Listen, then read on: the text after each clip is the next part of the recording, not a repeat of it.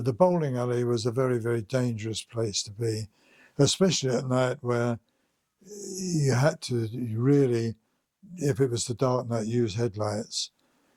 And the most amazing thing happened concerning somebody who was probably the most popular man in our battalion, was our Padre. He was known amongst the soldiery as Padre Freddie.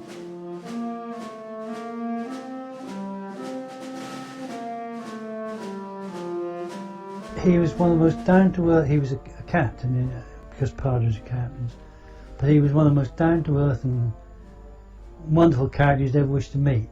He was the sort of individual that you would have been proud to have as a friend in civil life, never mind the army. And he treated everybody in the same way. It didn't matter whether you were a squaddy or whether you were the CO, you were treated exactly the same way. Freddie Preston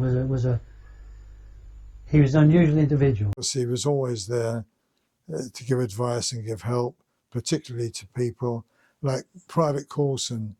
Private Coulson, when he came back after being stitched up from the hook, was on 355. A mortar shell landed between his legs and never went off, but the fin cut his leg open, but it never went off. And Coulson was convinced that he was going to be third time lucky, he was going to die. And he came and talked to me about it and said, I don't know what to do. And I said, you've got to go and see the Padre. And the Padre sat and sought him down and convinced the company commander that he wasn't fit to be going on patrol because of his state. That wasn't his fault. And he was relieved of a lot of pressure. And that was the caring person he was. Well, we were on this little position at the end of the bowling alley at what was stand 2. Stand 2 is when it's daylight still, but you stand 2 because night is coming and the Chinese could attack. And suddenly the Padre appeared. So we all looked at him and I said, what are you doing here? How did you get here, Padre? And he said, well, he said, I commandeered a jeep without anybody knowing and thought I'd drive up and see you. So he'd driven through teeming rain in a dark night to be with us. And I said, what have you come for? And he said, I've come to take communion. They made an altar out of sandbags and Padre took communion.